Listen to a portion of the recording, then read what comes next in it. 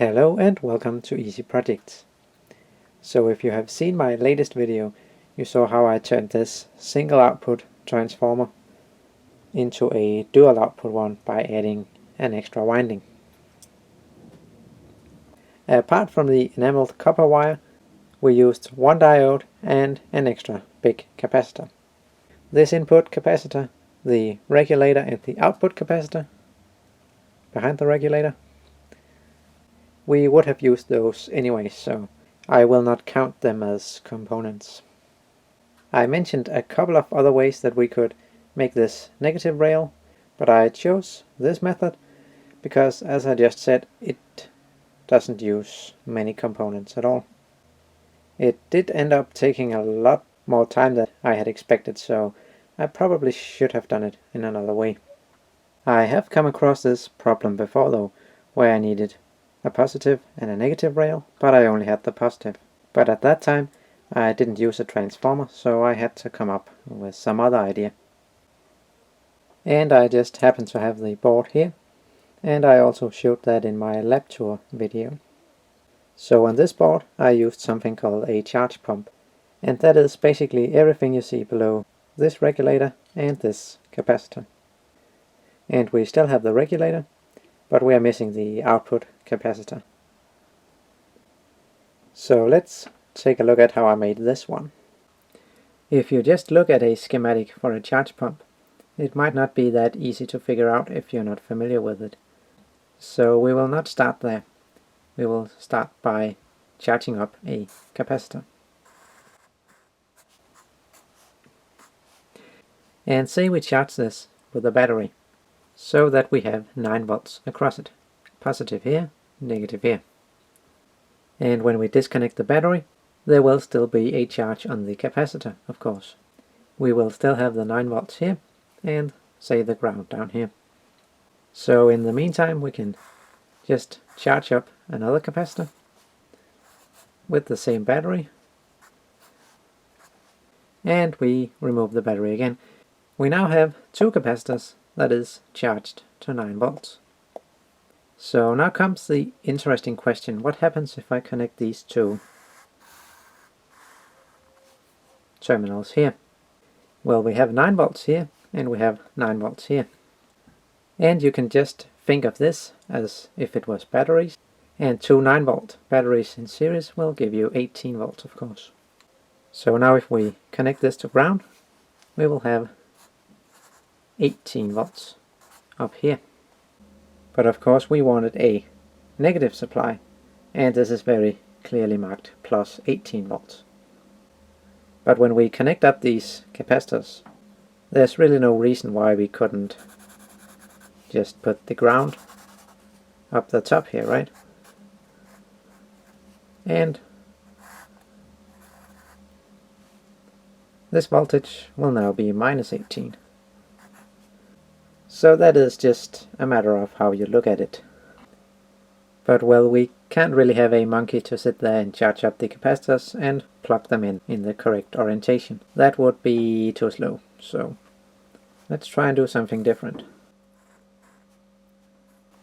We will still need 1 capacitor here, but instead of connecting it to another capacitor, we will connect it to an oscillating signal, a square wave.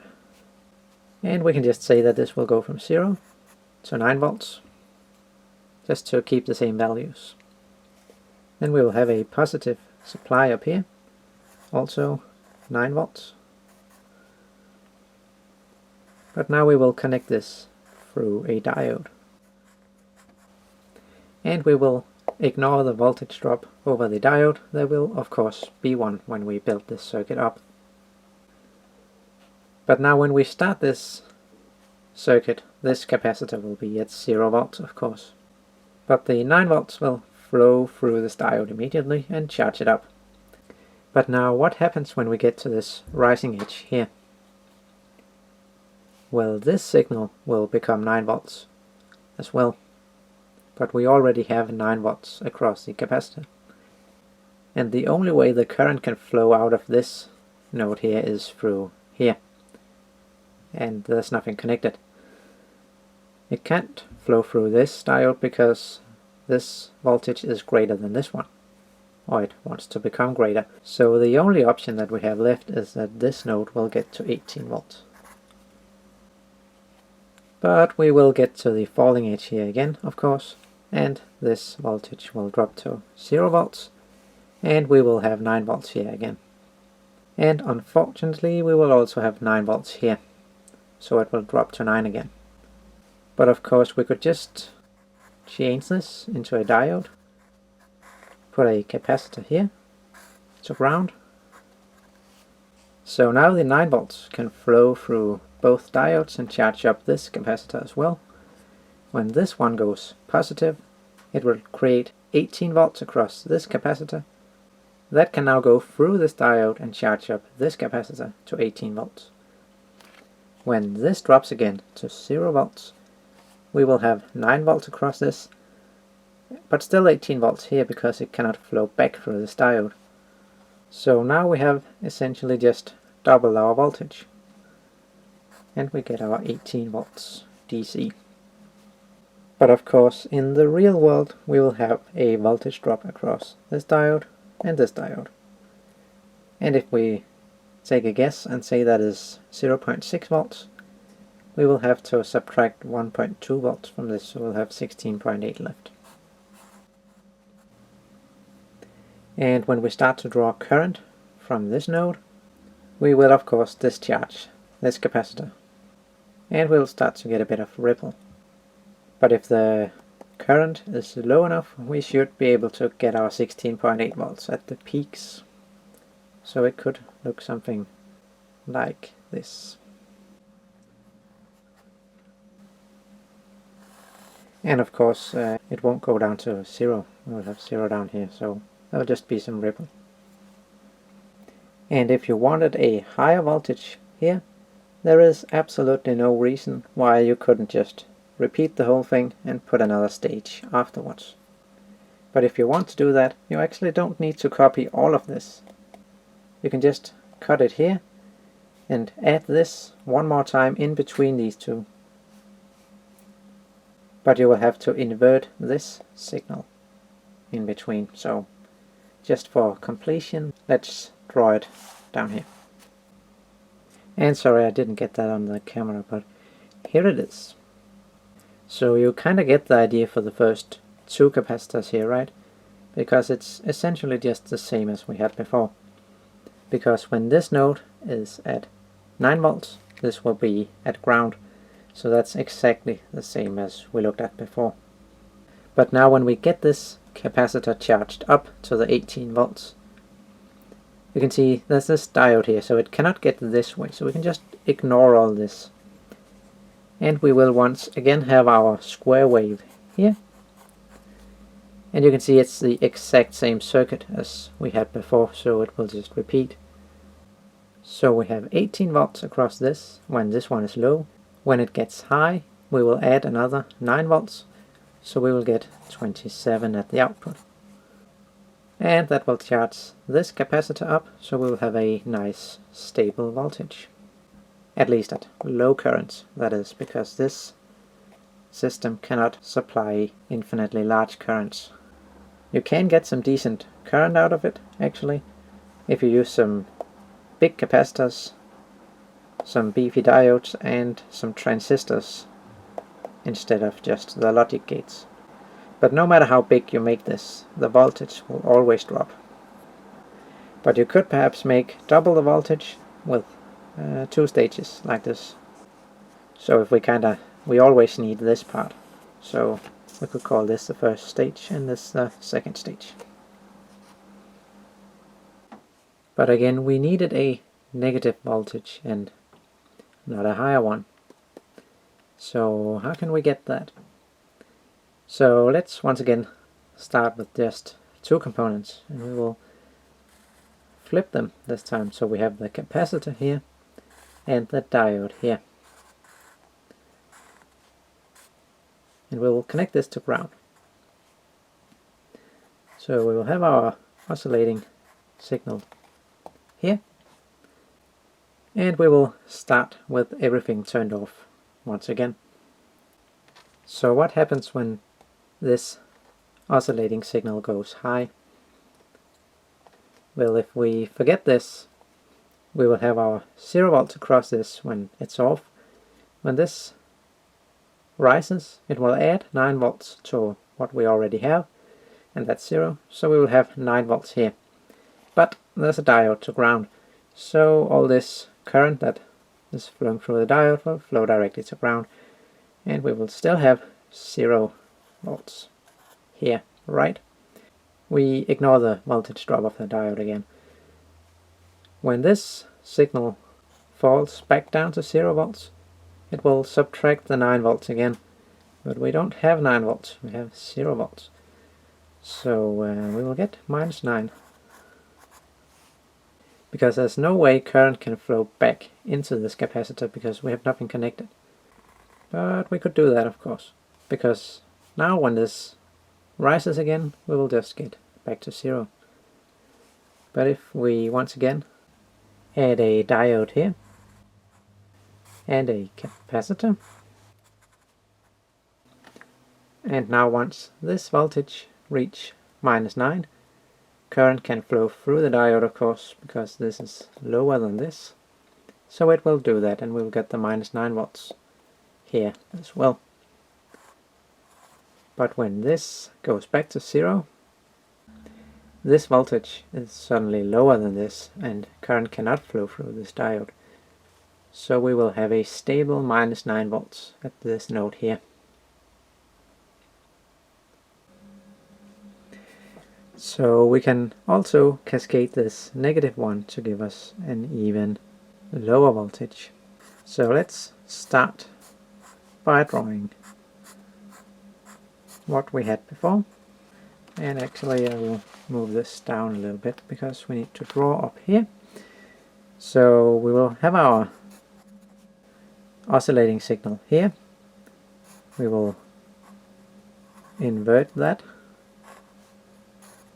send it through another capacitor, down through another diode, and down to this node here. We will add a diode here and a capacitor to ground here. So it might be a little bit more tricky to explain this, but I'll try to do it anyway. If we kind of delete this and we're left with that one, it is the same as before.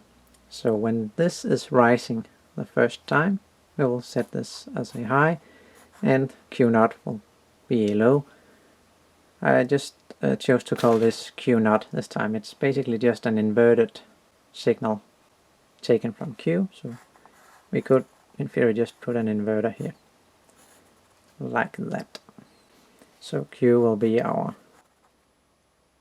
oscillating waveform. Anyway, we set this to high and the current will flow down through this diode, so we'll have 0 volts here, still 0 up here. Then the Q0 will go high because the Q goes low. So Q will try to pull some current into this, but this Q goes high, so that will try to pull current in that way. If these two currents are the same, we would assume this to try to set this to 9 volts, and this will try to set this to minus 9 volts. So we will still be left with 0 volts. This one will go low and this one will go high. So when this goes high, it will push current out through here, down to ground. We will still have 0 volts. And this one goes low, and the current cannot go through this diode because it is reverse biased. So it will have to come from over here, and we'll get a minus 9. This one goes high and this one goes low. So this one wants to go to minus 9 volts, and this one wants to go to 0 volts. But then this node will be lower than this, and current will flow through this diode. It will probably not be correct to write minus 9 here and minus 9 here, because they will probably meet somewhere in between, so we would get -4.5 and -4.5, but then we could continue until Christmas. So we'll just assume that this can pull as much current as it wants. So what we ended up with is that this is at -9, even though this is at 0 volts, because the current could flow down here. Now what happens when this goes low and this goes high is that this will go back to 0 volts, and this one will try to subtract 9 from this, and it can because this is reverse biased, so it will have to take it from here, and we will end up with -18. And again, just to make clear, it probably won't do this. It would kinda go 0, 0, -9, then perhaps -4.5, and then somewhere in between -9, -18, and then the next step it would get a little bit closer, and somewhere over here we'll get the -18, but you kinda get the idea. But before we can build these circuits, there is one more thing we need to look at: the oscillator. Because we will need to get this oscillating signal from somewhere. And why not take something we are already familiar with? We can use an inverter chip. And that would be the CD4069. And I already made a video about this chip, so if you want to see what it can be used for, you can click here. But the chip consists of 6 individual inverters, and we will be using 5 of them. But we will start by looking at 3 of them, and by connecting the last one to the first one, we will make an oscillator. If we ignore these 2 resistors, this will oscillate very fast. But I put these 2 resistors here so that we can put a capacitor in here. Or it could be here, that doesn't matter. This will slow the oscillator down because it have to charge and discharge this capacitor. So we can set a frequency that will be appropriate for our needs. And depending on the circuit, for a charge pump that should be a couple of kilohertz to about 50 kilohertz. At least that's what I have had good experience with. I'm sure you can get that much better if you use some dedicated chips, but this is all made from scratch, so... Well, this is our oscillator, but of course if we start drawing current from this node, then it will affect the circuit, so we have to put it through another inverter just to buffer it, and we get the inverted signal by feeding it through another inverter. So this will be our Q, and this will be our Q nut. So I went and hooked up the inverter chip in the breadboard here to make the oscillator. I used 2 1K resistors, a 100 nanofarad capacitor, and the rest is as per the schematic. We have positive 9 volts, and we have the ground over here, the black one. So let's start by building the first one we looked at, the one that will double the voltage. For that one we don't need the Q0 output, so I will just move that. So we feed the Q signal into the positive side of a capacitor. We have a diode going to the negative side, and this goes to 9 volts.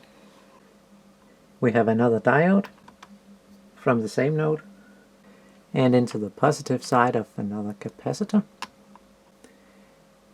and this one then goes to ground. So if we now connect our oscilloscope probe to the output, we should see 18 volts on the oscilloscope. But of course we won't, because there's a voltage drop of 2 diodes. So more like 16.8. Let's power up the power supply and the scope. So now let's take a look at the scope and see if we get that. And as you can see, it is actually a little better than expected. We're getting 17.4 or 17.6 volts. But now let me try to move the scope probe to this node here. So that's basically our oscillating signal. And after that we will move it up here. So this one should show 0 to 9 volts. And this one should show 9 volts to 18 volts. And here is the Q signal. And you can see that is 9.4 volts. And actually my power supply is set to 9.2, so that could be the reason why it didn't drop as low as expected. So let me just adjust this down to 9 volts. And there we go. So that was the Q signal. And let me move the probe to the diodes. And we will need to trigger on that. And you can see the max voltage is now 7.6 volts. But you can see the lowest voltage is 9 volts. So we move the waveform up. And back to the output. So it looks pretty impressive so far. But just look what happens when I hook up a 1K resistor. So if the voltage doesn't drop, it should draw 17 milliamps, but I guess it does. And oops, we're down to 7.6 volts. So this is actually worse than when we started. And we're only drawing 7.6 milliamps.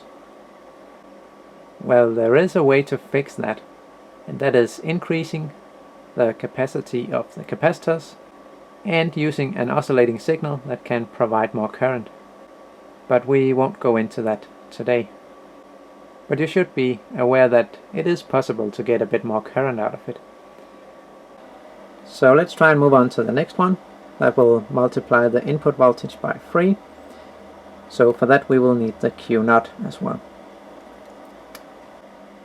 And if you remember, it should look like this. And instead of this inverter, we can just put Q into this capacitor and Q0 into this.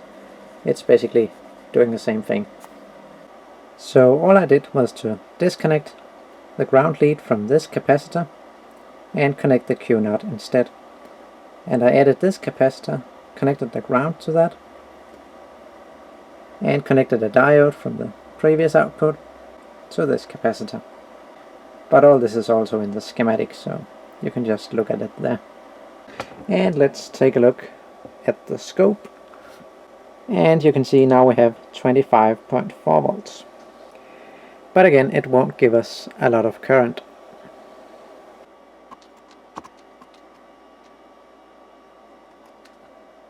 And for the negative charge pump, we will need the Q signal to go into the positive side of a capacitor. And from that, a diode to ground. And another diode to the same point here.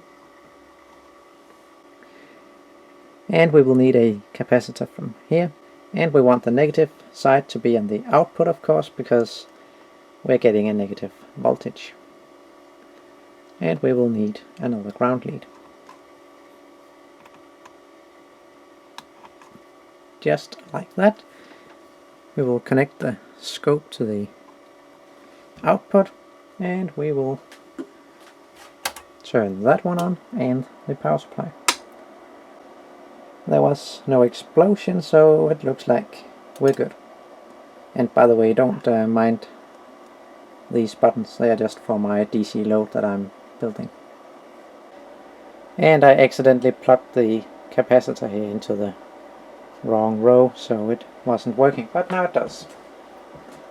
And as you can see, we get -8 volts. And here you can see it is switching from 0 to -9 volts. So let's upgrade this one so we can get -18. Our Q0 signal goes into a capacitor. Oops, I think I'll do it down here.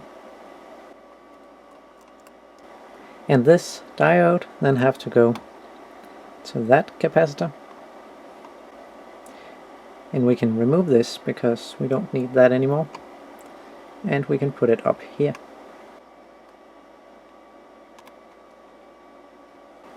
And we didn't get any smoke, so let's see what our output voltage is.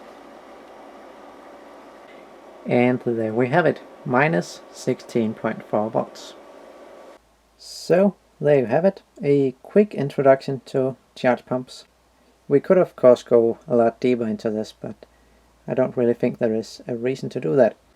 With this you should be able to double your voltage, triple your voltage, or invert your voltage so you will get a negative voltage, or get double the negative voltage. And we also looked at how to add more stages. And of course we could just add another stage on top of this one, but we would have to use the Q signal again, and I don't actually think I remember to say that. But what you do is you just add the same thing on top that we did here, move this diode and this capacitor, and then connect the Q signal up here. And the same thing applies to this circuit here. We could cut the circuit here, add a diode and a capacitor. We actually already have those, but instead of having the ground here, you would just either put another inverter in here, feed that into this capacitor, or as we did on the other schematic, call this Q, this Q naught, this would be Q, and you would need another diode, another capacitor, and then to ground.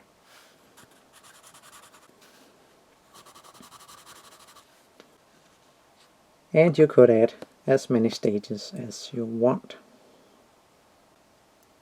Of course, if you need more current, you can add a push-pull transistor pair to the output, as I did on my board here. You can also use larger capacitors. That will also increase your maximum current.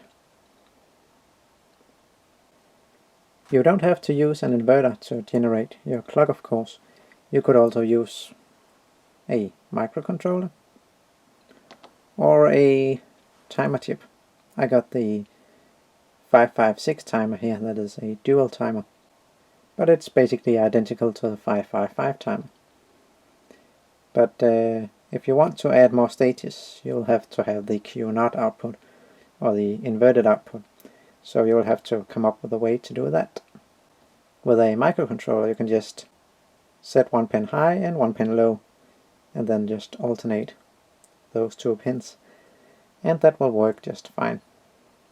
If you want any kind of current, you will need a few transistors as well, because these are not designed to source or sink more than about 30 milliamps can some of them do, and others will only do 10. So thanks for watching this video, and if you like it, please give it the thumbs up and subscribe to my channel if you're not already a subscriber. And I will see ya.